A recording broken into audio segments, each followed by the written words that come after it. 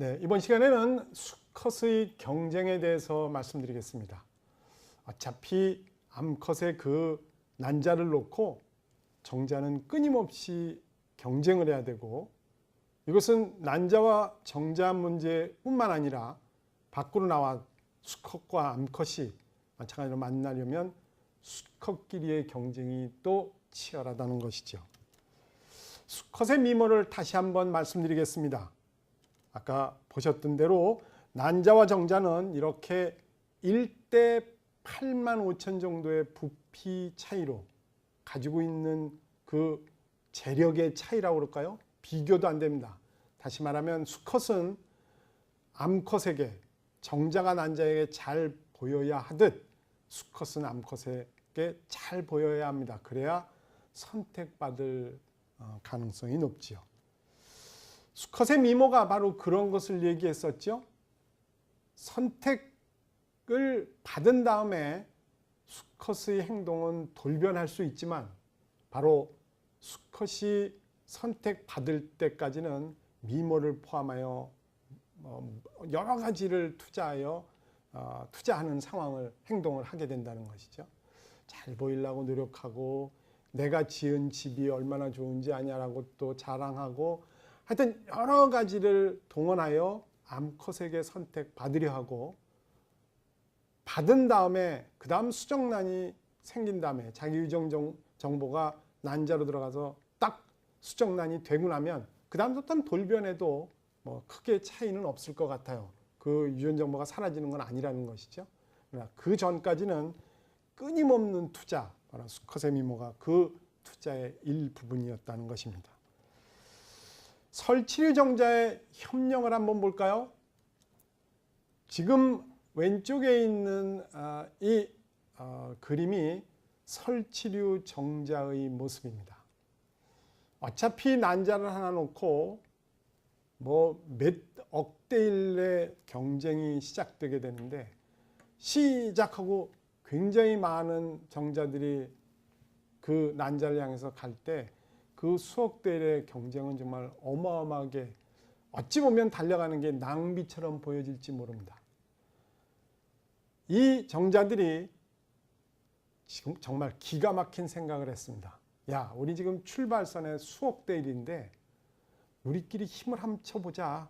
한 10마리 모여서 한꺼번에 힘을 합해서 꼬리짓을 하면 좀 더 빨리 추진될 수 있을 거고, 그 앞에 우리가 먼저 도착하면 그 다음부터는 수억 대 1이었다가 10대 1로 그 경쟁률이 주는 거 아니냐라고 생각한 정자들이 왼쪽처럼 저런 모습들을 띠게 됐습니다.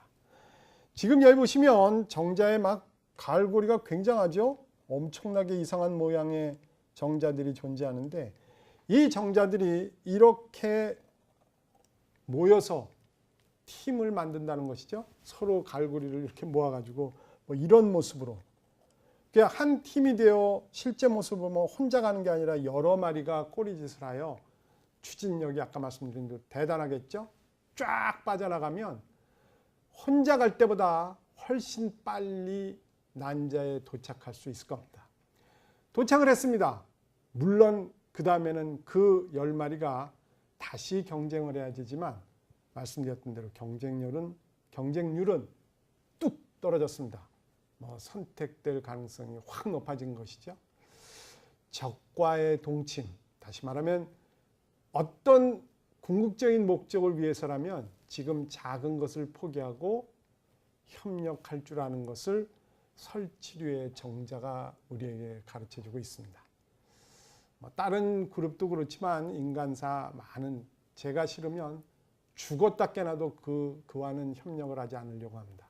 정치인들도 그런 것 같고, 기업인도 그런 것 같고, 학자들도 그런 것 같고, 설치류의 정자를 딱 보고 있으면 그들보다는 훨씬 더 현명한 것 같습니다. 제가 미워서 절대로 협력 안 한다 그러면 어차피 출발 선서부터 수억 대일의 정말 의미 없는 경쟁을 할지 모르는데, 적이지만 궁극적인 목적을 위해서라면 우리가 합심하자, 그리고 이렇게 팀을 만드는 순간 확률은 높아지고 바로 조금만 참으면 엄청난 결과를 얻을지 모르는 설치류 정자의 협력, 설치류 정자가 우리에게 알려주는 귀중한 정보였습니다. 참고하시기 바랍니다. 일부 설치류의 정자가 머리가 갈고리 모양으로 생겨 경쟁 관계에 있는 정자끼리 몸을 연결해 어차피 난자를 향해서 튀어가는 거니까 저렇게 질주하는 속도를 높임으로써 경쟁에서 이길 가능성이 높다는 것이죠. 플러스 원이라고 그러는 논문집에 나왔던 이야기였습니다. 배란기인지 여부, 배란기를 정확하게 아느냐 그렇지 못하냐 여부에 따라 어떻게 수컷들의 행동이 달라지는지 한번 보시죠. 인간의 경우에는 일부 일처제를 지금 지향하고 있습니다. 배우자의 배란기를 잘 모릅니다. 다른 동물들은 애매하게 알려주는 동물도 있고 완벽하게 알려주는 동물도 있지만 대부분은 수컷에게 내 배란기를, 나 지금 배란이야 라는 것을 알려줍니다. 알려주면 그 다음에 짝짓기를 하게 돼요.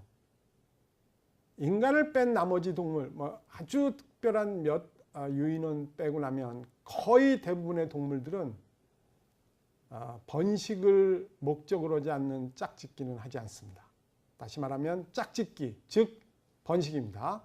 그냥 오락사마 아니면 폐경인데도 짝짓기를 한다. 그런 거 없습니다. 딱 배란, 그 다음에 짝짓기, 그 다음에 번식. 이것이 기본 틀이라는 것이죠. 그런데 그 기본 틀을 완전히 무너뜨린 게 바로 인간입니다. 배우자의 배란기를 모릅니다. 남성이 여성의 배란기를 모릅니다. 인간의 경우 그렇습니다. 너무 심각하게 감추어서 여성 본인도 모릅니다. 내가 언제 배란하는지 모릅니다. 산부인과 선생님도 모릅니다. 아무도 모릅니다. 완전히 감추어졌습니다. 실제로 감추어진 배란은 득일 수도 있고 해일 수도 있습니다. 여성의 경우에는 딱 배란을 숨기는 순간 바람을 피울 수가 있습니다. 기가 막힌 형태로 속일 수가 있게 된 것이죠. 본인도 속을 정도로 정말 감추는 순간 다양한 형태로 짝짓기를 할 수 있게 되었다는 것이죠. 이거는 사회학자들이 이야기하고 있는 것입니다. 산부인과 선생님들은 아이를 갖게 하기 위하여 배란을 알아야 되는데 배란을 알 방법이 없습니다. 그래서 간접적인 방법으로 배란을 알곤 하죠. 체온을 재는 겁니다. 배란을 하는 순간 체온이 약간 올라요. 그래서 매일 정기적으로 체온을 재면 배란하는 날 체온이 딱 상승하고 이때가 배란 같습니다. 그리고 아이를 갖는데 도움을 주게 되죠. 언제 수정할지 모르기 때문에 남자가 도망가지 않는다는 형태의 일부 일처, 바로 인간이 배란을 숨기면서 나타난 상황일 수도 있습니다. 고릴라의 경우에는 배란을 대충 합니다. 완벽하게 알지 못하기 때문에 고릴라 수컷이 여러 마리의 암컷을 하렘을 딱 구축해 가지고 데리고 있습니다. 다른 수컷 범접하지 못하게 완전히 자기의 성을 구축하고 있는 것이죠. 오면 그걸 퇴치하고 여기 있는 모든 암컷은 내 유전 정보를 퍼뜨려야 되는 의무이자 어찌 보면 수컷의 경우에는 권리, 딱 하렘을 구축한 셈이죠. 조금 애매한 구석도 있습니다. 침팬지의 경우에는 무지하게 정확하게 합니다. 따라서 암컷이 완전히 난교에 들어갑니다. 수컷도 마찬가지입니다. 뒤죽박죽인 것이죠. 새 형태를 보면 어느 것이 더 괜찮은 건지 정잡을 수 없을 정도로 뒤죽박죽입니다. 다양한 형태를 띠고 있지요. 보노보 원숭이라는 종이 있습니다. 보노보 원숭이 들어보셨나요? 이 보노보 원숭이는 대부분 침팬지의 경우 보면 두 군이, 그러니까 이쪽 집단이 서로 만나면 이쪽 자기 에어리어에 조금이라도 다른 군이 한 마리라도 들어오면 엄청나게 싸워서 죽이거나 대판 싸움이 벌어집니다. 이렇게 싸움을 통해서 서로 우위를, 그러니까 어떤 결정을 하게 되는데 뭐 서로 피투성이 되겠죠. 많은 침팬지가 죽고 큰 피해를 얻고 그 다음에 다시 또 정리하고 나는, 침팬지가 서로의 영역 아니면 권리 이런 거를 유지하고 있는 방법입니다. 싸움입니다. 보노보 원숭이는 전혀 다른 형태로 두 군이 힘겨루기를 하고 있습니다. 어찌 보면 힘겨루기를 멋지게 승화시키는 셈이기도 한데, 두 군이 나타났습니다. 서로 다퉈야 될 입장일 정도로 막 고조에 이르면 이쪽에 암컷이 하나 나옵니다. 다른 군에서 수컷이 나옵니다. 둘이 짝짓기를 합니다. 그리고 화해하고 지나갑니다. 싸움을 그냥 막 폭행이나 이런 형태로 하는 게 아니라 둘이 짝짓기라는 형태로 그냥 해버립니다. 싸움이 되지 않겠죠? 보노보 원숭이는 평생 한 마리가 5,000번 이상의 짝짓기를 한다고 합니다. 어마어마한 형태로 변해간 것이죠. 인간 비슷한 패턴으로 지금 말씀드렸던 대로 거의 모든 동물은 번식 이외에는 짝짓기를 하지 않는 것으로 알려져 있는데, 지금 말씀드렸던 보노보 원숭이나 인간의 경우에는 그렇지 않죠. 최근에 나온 논문 하나를 또 말씀드리면서 다음 장으로 넘어가도록 하겠습니다. 지금 왼쪽에 있는 인간의 경우에는 배우자도 본인도 산부인과 선생님도 배란기를 모른다고 제가 말씀드렸는데, 최근에 이런 논문이 하나 나왔습니다. 서양이건 동양이건 대부분은 친할머니보다는 외할머니하고 손자 손녀가 더 친하답니다. 그리고 외할머니가 좀 더 극진히 아이들을 키우거나 좋아한다고 이렇게 논문이 되어 있습니다. 뭐 아닌 집안도 있겠지만 대부분 외할머니에 좀 더 집착하고 서로 더 친하게 지낸다는 것이죠. 이걸 이런 식으로 분석했습니다. 외할머니는 자기 딸이 낳은 아이는 틀림없이 자기의 유전 정보의 일부를 가지고 있습니다. 자기 딸의 자식임에 틀림없습니다. 그런데 친할머니는 그 아이가, 며느리가 낳은 아이가 내 아들의 아이인지 아닌지를 100% 확신할 수 없습니다. 이게 거의 본능적으로 외할머니와 외손녀, 외손자가 더 친한 이유라고 그 논문에는 적혀 있습니다. 여러분들 생각은 어떠신가요? 별 논문이 다 있죠. 다음 또 넘어가겠습니다. 암수의 덩치가 비슷하면 대부분은 일부일처입니다. 그러니까 고릴라의 경우 하알렘을 구축하는 그런 동물에 보면 수컷이 굉장히 크고, 그리고 암컷의 덩치가 좀 적고, 물개도 좀 그런 것 같죠. 술록도 그런 것 같고 사슴도 그렇고. 그러나 암수의 덩치가 비슷하면 일부일처일 확률이 높다는 논문이 지금 여기 사이언스라는 곳에 나와 있습니다. 관심 있는 분들 한번 찾아서 읽어보시기 바랍니다. 수컷의 종류를 한번 볼까요? 여러분들은 어느 속에 어떤 부류에 들어가는지 한번 알아보시죠. 수컷의 종류입니다. 소심형과 대범형이 있습니다. 소심형을 한번 볼까요? 소심형의 경우에는 작은 동물을 사냥하기 때문에 성공률이 높습니다. 큰 동물은 뭐 아무래도 좀 잡기가 어려우니까 그렇다는 것이죠.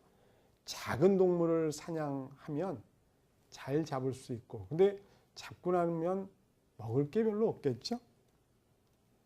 고기의 양이 적어서 그냥 우리 가족끼리만 먹을 정도밖에 되지 않아요. 말 자체가 소심형이니까 우리 가족끼리만 먹는다, 뭐 이런 식으로 해석할 수 있겠죠. 다른 암컷을 신경 쓰기보다는 자기의 암컷에 충실하려고 노력합니다. 이게 바로 소심형 수컷이 지향하고 있는, 지금 이렇게 수컷이라고 써서 그렇지 소심형 남성으로 해도 괜찮을 것 같아요.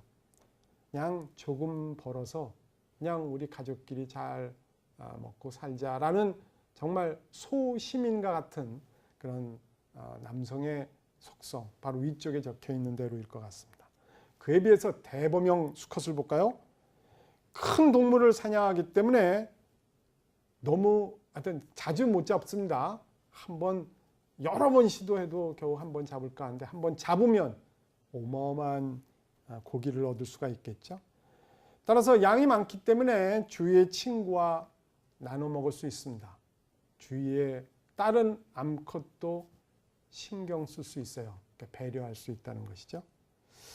일확천금을 누리는 사업가 기질을 가진 사람들이면 이런 대범형 남성 수컷과 유사할 것 같습니다. 주위의 암컷의 관심을 끌기 위해 노력할 수 있죠. 그러나 자칫 잘못하면 자기 암컷을 잃어버릴 수 있습니다. 잘 신경 써야겠죠. 죽도 밥도 아닐 수도 있습니다. 여러분들은 어느 쪽에 속하시나요? 적어도 소심형과 대범형 둘로 딱 나눠지는 건 아니지만 두 가지의 수컷의 이 차이는 인간에게도 비슷하게 적용되는 것으로 추정됩니다.